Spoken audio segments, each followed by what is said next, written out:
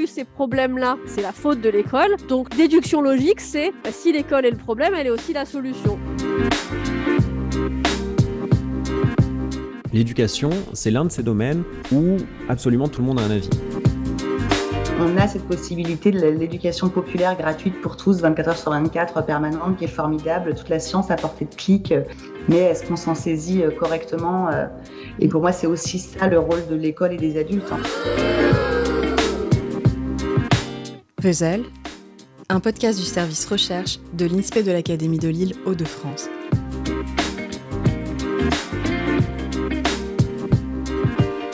Saison 2, épisode 2. Dire c'est bien, c'est déjà ça, mais ça ne suffit pas.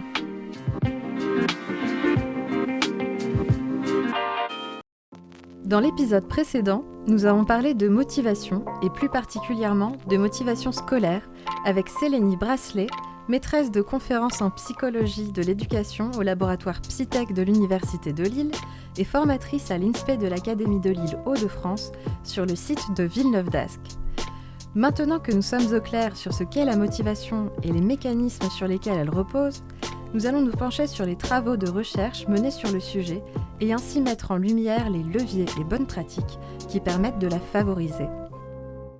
Bonjour Sélénie. Bonjour Mylène.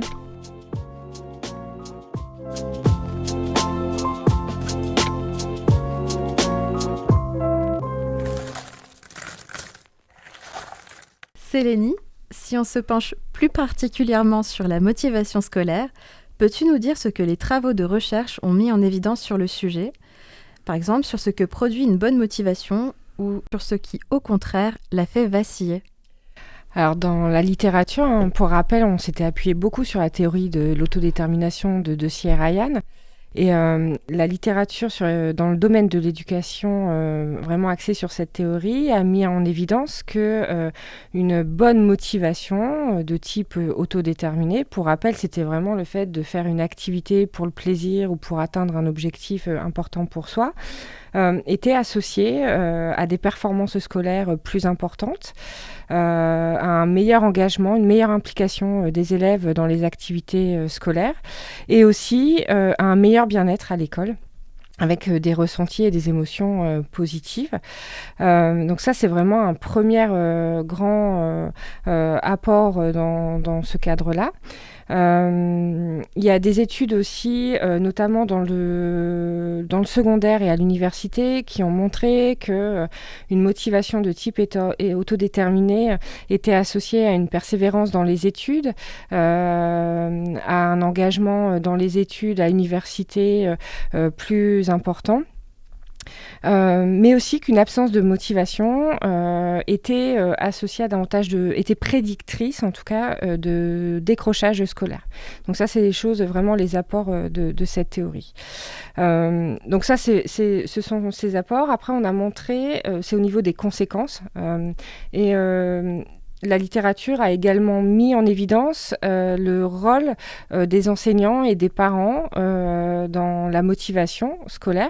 On a vu que le rôle des parents, des enseignants pouvait prédire la motivation scolaire, c'est-à-dire que des parents et des enseignants qui soutiennent l'autonomie, le sentiment de compétence et l'affiliation sociale pouvaient amener les élèves à présenter une meilleure motivation dans le cadre des apprentissages. Donc il y a vraiment, dans ce contexte-là, dans ce cadre théorique-là, des études qui nous permettent d'identifier vraiment les leviers pour développer une bonne motivation et d'en voir aussi les conséquences pour les élèves dans le cadre des apprentissages. Après, il y a aussi un autre élément qu'on peut évoquer, c'est que la motivation scolaire évolue avec l'avancement dans le cursus scolaire. Par exemple, il y a plusieurs études qui ont montré que la motivation tendait à diminuer avec l'avancement dans le cursus, par exemple de la classe de CM2 à la classe de première à peu près, avec une diminution plus forte après les transitions scolaires. Par exemple, on observe une diminution de la motivation motivation, plus forte en 6e et en seconde. Il y a plusieurs hypothèses qui viennent expliquer cette diminution de la motivation. Il y en a une première, c'est qu'on est dans un contexte scolaire qui est régi aussi par une organisation, un système très axé sur les notes, sur les évaluations, en lien avec la question aussi de l'orientation dans certaines filières, et qui du coup fait que les élèves, au final, en évoluant, font peut-être davantage...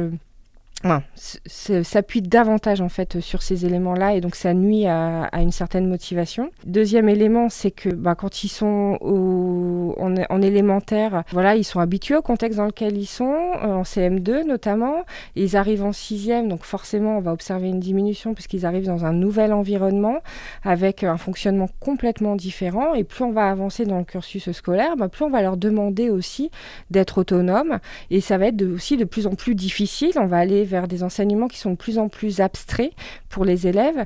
Et donc, c'est aussi pour ces éléments-là qu'on va observer une diminution de la motivation, parce qu'on va observer également une diminution du sentiment de compétence des élèves.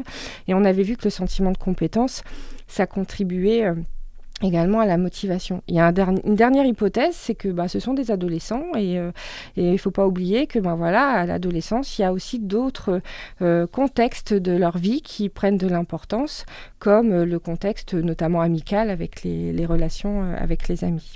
Et toi, quels travaux de recherche as-tu menés sur la question de la motivation scolaire ? À quoi tu t'es intéressée et avec quelles retombées ?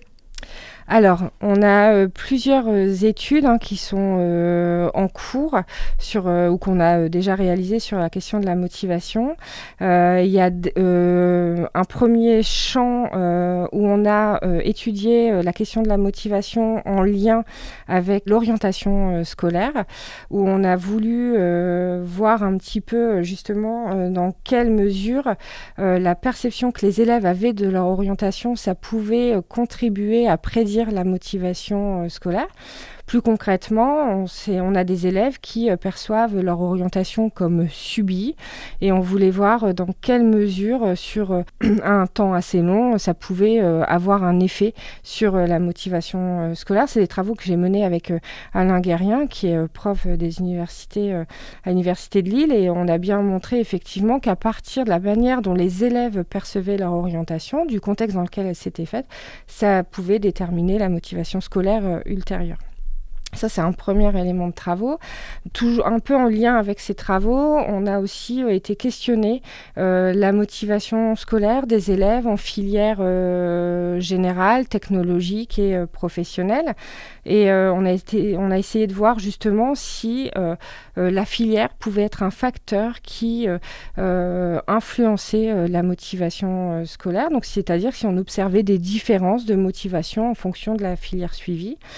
Et donc, on observe avec cette idée que les filières de formation professionnelle, générale et technologique, sont hiérarchisées. Il existe une représentation des filières de formation. Les filières professionnelles sont souvent perçues comme peu valorisées, voire dévalorisées, alors que les filières générales, les filières les plus abstraites, sont perçues comme les plus valorisées et porteuses de débouchés. Donc on s'était dit, tiens, on va aller voir justement un petit peu quel est le type de motivation chez ces élèves.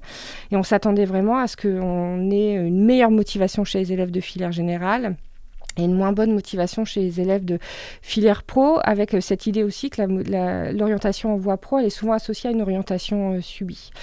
Et pareil pour la filière technologique. Donc c'est vrai qu'on a observé une moins bonne motivation pour ces élèves de filière technologique, pour lesquels on s'attend aussi parfois à une orientation par défaut. Contrairement à ce à quoi on s'attendait, on observe que des élèves de filière professionnelle présentent parfois une meilleure motivation que les élèves même de filière générale. Alors ça vaut certainement pour des spécialités qui sont perçues, elles, comme valorisées. Il y a une limite quand même à cette étude, c'est-à-dire qu'on n'a pas été voir les différences en fonction des spécialités dans la filière professionnelle. Il y a des filières dans la filière pro, des spécialités qui sont perçues comme peut favoriser, d'autres non. Et je pense que voilà, il y a des éléments ici à revoir. Donc il faut être vigilant sur ces résultats et se dire qu'à un moment, peut-être que effectivement, on a des élèves de CAP qui peuvent présenter une moins bonne motivation parce qu'on a retrouvé ces résultats dans une autre étude. Mais au contraire, d'autres, voilà, en fonction de la filière, ils peuvent présenter une meilleure motivation. Ça s'explique pour différentes raisons. C'est aussi que l'orientation dans ces voies professionnelles, elles permettent aux élèves parfois d'aller dans des ateliers, de faire des stages, d'être sur des apprentissages beaucoup plus concrets qu'ils ne le feraient en fait en filière générale. Du coup, ça viendrait plus nourrir la motivation justement parce que on voit assez rapidement à quoi ça va nous servir ce qu'on est en train d'apprendre pour pouvoir plus rapidement aussi atteindre ses objectifs. Oui, complètement. Alors, en tout cas, effectivement, pour ces résultats, c'est ce qu'on s'est dit. En fait, on s'est dit que certainement, ce qui se passait, c'est que les élèves, en fait, donnaient du sens à ce qu'ils faisaient. Ça venait certainement alimenter leur sentiment de compétence. Le fait d'être aussi en atelier, d'être en stage, il y avait une valorisation du sentiment de compétence qui faisait que, ça venait nourrir la motivation des élèves. Ouais. Il y a un troisième champ d'études qu'on a actuellement qui porte sur la motivation. Alors on s'était intéressé à la motivation des élèves de cycle 3 en résolution de problèmes et plus particulièrement la motivation en résolution de problèmes en utilisant le numérique ou en modalité avec l'enseignant sans utilisation du numérique. Ça a fait suite un petit peu, ces travaux de recherche ont fait un peu suite au Covid où on a été pas mal en distanciel derrière un écran ou parfois à devoir faire des activités sur ordinateur. Et donc on voulait voir dans quelle mesure le média pouvait être un facteur qui influençait la motivation. Donc on a suivi des élèves sur une séquence, donc 8 séances de maths, où on a mesuré plusieurs fois leur motivation par rapport à ces situations. Donc soit ils ont passé les deux, c'est-à-dire qu'ils étaient à la fois en numérique et aussi avec uniquement l'enseignant. Et on note une meilleure motivation, notamment dans les situations d'apprentissage via le numérique, avec le média numérique. C'est assez étonnant, non ? Ouais, étonnant parce que dans le premier épisode, on disait aussi que le numérique n'était pas forcément l'outil pour développer la motivation, mais que ça dépendait du contexte dans lequel c'était. Alors justement, on voulait prendre beaucoup de précautions par rapport à ces résultats parce qu'on était assez surpris. En fait, ce qu'on va prendre un petit peu comme point de vigilance, c'est que, il pouvait avoir un effet de nouveauté. Puis la question de plaisir aussi d'être derrière un écran. On sait que chez les enfants, il y a aussi ce plaisir face aux écrans qui pourrait expliquer ces résultats. Et il y a un dernier point en fait qu'on veut développer un petit peu, c'est justement le rôle des feedbacks, des retours pendant ces activités, qu'elles se soient en numérique ou par l'enseignant. C'est-à-dire qu'en numérique, ils ont le feedback tout de suite par rapport à leur performance, par rapport à leur activité, alors qu'avec l'enseignant, c'est pas toujours immédiat. Et justement, quand on parle de recherche et donc de contrôle ou d'expérience avec la motivation scolaire, quelle a été la méthodologie que tu as utilisée lors de tes recherches et surtout comment on mesure la motivation ? Alors, je vais commencer peut-être par comment on mesure la motivation. On peut la mesurer de différentes manières. De toute façon, les enseignants la mesurent, entre guillemets, au quotidien. C'est-à-dire qu'ils déterminent, ils se disent, cet élève-là, il était vraiment motivé pendant pendant la séance, celui-là un petit peu moins. En fait, on va s'appuyer sur les conséquences de la motivation. C'est-à-dire qu'on va s'appuyer notamment sur les comportements de l'élève. Je vais pouvoir, par exemple, face à un groupe d'élèves, regarder leurs comportements, qu'ils soient verbaux, non-verbaux, et en inférer, en déduire un état de motivation. Je vais pouvoir aussi regarder le temps qu'ils passent dans l'activité, donc mesurer la persistance dans l'activité. Ça donne des indicateurs, en tout cas, de la motivation des élèves. Et puis un autre, on en a parlé lors de l'épisode précédent, mais c'était les résultats scolaires, ou même au début de cet épisode, c'est-à-dire qu'on sait que les résultats scolaires, c'est une des conséquences de la motivation, d'une bonne motivation. Et donc on va pouvoir s'appuyer sur ces différents indicateurs, on ne va pas s'appuyer sur un seul, mais c'est bien ces différents indicateurs qui vont nous donner une idée de la motivation des élèves. On pourrait aussi s'appuyer sur d'autres outils. Il existe des outils de mesure des questionnaires de motivation. C'est, par exemple, le psychologue de l'éducation nationale peut par moment évaluer la motivation des élèves pour différentes raisons. Donc il a des outils à sa disposition qui sont des questionnaires type quantitatif où en fait à la fin on a un score. Alors le score en lui-même veut pas forcément dire quelque chose. L'idée c'est de pouvoir reprendre ce questionnaire après avec l'élève lors d'un entretien beaucoup plus qualitatif pour justement voir les éléments en lien avec la motivation de l'élève si à un moment il y a des difficultés. Et en tant que chercheur, on est quand même beaucoup à utiliser effectivement des questionnaires de motivation. Il y en existe énormément selon les cadres théoriques dans lesquels on se situe, où en fait on va proposer une série d'énoncés aux élèves, par exemple, pour mesurer leur motivation. Ils doivent se positionner en fonction de leur degré d'accord sur une échelle. Ça, c'est des outils effectivement qu'on peut utiliser, qu'on peut coupler aussi avec le temps passé dans l'activité, si on a besoin d'avoir d'autres indicateurs ou les efforts fournis, ou des éléments de cet ordre. Et à partir de l'ensemble de ces travaux, quels conseils pourrais-tu nous donner de façon très pratique pour favoriser la motivation scolaire, dont on a évoqué les bénéfices en début d'épisode sur l'apprentissage notamment et la réussite scolaire ? Alors, on avait vu que pour développer une bonne motivation chez les élèves, une motivation de type autodéterminé, il fallait permettre aux élèves de satisfaire les besoins psychologiques fondamentaux, d'autonomie, de compétences et d'affiliation sociale. Et donc, pour créer un climat motivationnel propice aux apprentissages, il faut permettre aux élèves de s'engager activement dans l'activité. Ça permet de satisfaire déjà ce besoin d'autonomie, rendre les élèves acteurs de leurs apprentissages. Alors, ça passe par le fait de donner un cadre très clair, très structuré aux élèves. Alors, pas trop structuré, mais très structuré, avec des objectifs bien précis que l'élève a identifiés. De donner du sens aux apprentissages, notamment en faisant soit en accent sur les intérêts des élèves, même si c'est pas facile de s'appuyer sur les intérêts de 35 élèves dans une classe, mais de s'appuyer sur leur quotidien, et aussi parfois de faire du lien avec pourquoi pas le monde professionnel pour donner le sens. Et bien sûr, ce qui va être important aussi, c'est de bien tenir compte de l'âge, de la classe d'âge des élèves. Parce que parfois, pour des élèves plus en difficulté, on se dit tiens, on va donner un document peut-être un peu plus simple et on va se tourner du coup vers des outils peut-être moins adaptés à leur âge parce que ça marche bien et puis c'est mignon, etc. Donc du coup, et c'est en lien avec leurs compétences et donc du coup, on va le faire. Or, c'est pas du tout forcément en lien avec la classe d'âge et ils peuvent se sentir vraiment en décalage et c'est pas comme ça qu'on va réussir effectivement toujours à les impliquer dans l'activité. Mmh.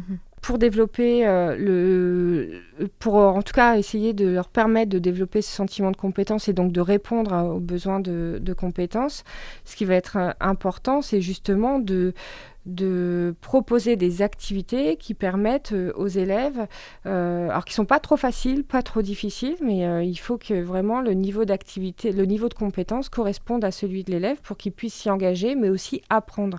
Si c'est trop facile, il n'y a pas de raison d'apprendre et donc il n'y a pas raison de se projeter dans l'activité. Si c'est trop difficile, il ne pourra pas s'y engager. Il y a aussi la question de l'auto-évaluation qui va être importante, de permettre aux élèves de s'auto-évaluer. Ça va lui permettre de prendre conscience de ses compétences et donc du coup ça va venir renforcer ce sentiment de compétence. Et puis souvent quand on dit pour favoriser ce sentiment de compétence, il faut faire des retours aux élèves, des feedbacks. Effectivement les feedbacks vont être importants. Le fameux c'est bien. Voilà, c'est bien, ça suffit pas. Il faut bien expliciter en quoi c'est bien.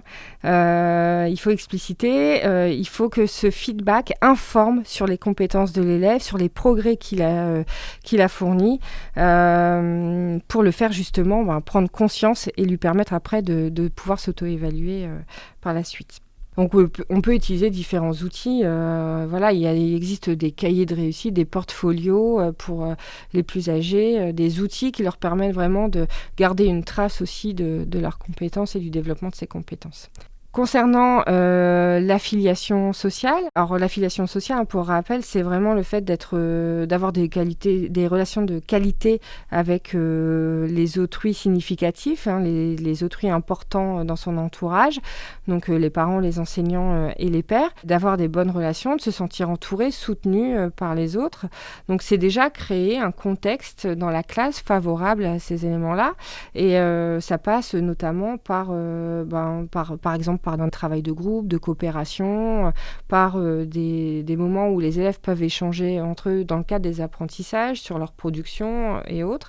Et ça nécessite effectivement de créer un climat qui permette l'empathie entre les élèves, mais aussi de la part et avec les enseignants. Donc, dans lequel on aurait peut-être justement moins peur de se tromper, etc. Et ouais, effectivement, pour avoir le droit à l'erreur. Et puis, donc ça va... on a vu différentes pistes pour chaque besoin, mais ils sont tous liés entre eux. C'est-à-dire qu'à un moment, si je crée ce contexte-là, je vais pouvoir effectivement... J'ai le droit de me tromper, j'ai le droit à l'erreur et je peux revenir sur mes productions. Ça va venir alimenter mon sentiment de compétence et aussi, je vais être plus acteur dans mes apprentissages. Et pour clôturer cet épisode... Quelles seraient pour toi les perspectives sur le sujet ? Quelles seraient les recherches à mener pour continuer d'investiguer et compléter les connaissances actuelles ? Alors, la littérature s'est beaucoup intéressée à la motivation scolaire dans le second degré et dans l'enseignement supérieur.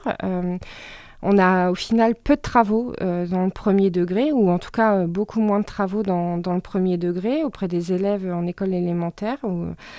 Donc ça serait vraiment, c'est quelque chose vraiment à développer. On a d'ailleurs plusieurs projets là en cours, parce que sur la motivation, on a évoqué tout à l'heure la motivation et le numérique. On a un projet actuellement sur la motivation et les feedbacks. Justement, le rôle des feedbacks joués dans le numérique par rapport à la question de la motivation. L'idée, c'est, ça serait vraiment de développer dans ce contexte-là, avec une difficulté particulière, c'est que, comme on disait tout à l'heure, on a des outils de mesure pour le second degré. Pour le premier degré, on en a moins, ou ils sont moins efficaces. Donc, on essaye aussi, dans un autre projet de recherche, on envisage comment on pourrait mesurer la motivation scolaire, peut-être autrement que par un questionnaire. On est en train de réfléchir à ça, parce que c'est vraiment un des obstacles qu'on a là pour l'instant. Et je pense que c'est ce qui explique aussi peut-être le moins de recherche en premier degré. Et il y a un autre élément qui m'intéresse moi énormément, c'est la question de la motivation des élèves à besoins éducatifs particuliers, où il existe aussi des choses plus dans le second degré, mais en tout cas dans le cadre de la théorie de l'autodétermination, ça reste encore un peu limité. L'idée, c'est d'essayer de comprendre. On a vu tout à l'heure qu'il existait un climat motivationnel propice au développement de la motivation des élèves en soutenant la satisfaction des 3 besoins. On pourrait se questionner sur pour ces élèves qui ont des besoins éducatifs particuliers, notamment dans le champ de la motivation. Est-ce que ça suffit ? Qu'est-ce qu'on pourrait proposer en plus ? Quelles seraient les pratiques pédagogiques qui permettraient aux élèves de développer une meilleure motivation, ou en tout cas de répondre à leurs besoins motivationnels dans ce contexte ? Merci beaucoup Sélénie. Merci Mylène. Grâce à cet échange avec Sélénie Brasselet, nous avons dorénavant toutes les clés, ou presque, pour créer des climats d'apprentissage, voire de travail, propices à la motivation. De quoi nous lancer dans cette année scolaire avec plus d'engagement et de joie, et arrêter aussi de s'auto-flageller en pensant que la motivation ne dépend que de soi. On espère que cet épisode vous a plu et vous a intéressé. Vous pouvez retrouver l'ensemble des ressources utilisées et proposées pour aller plus loin sur le site de l'INSPE de l'Académie de Lille Hauts-de-France dans la rubrique Recherche. À bientôt!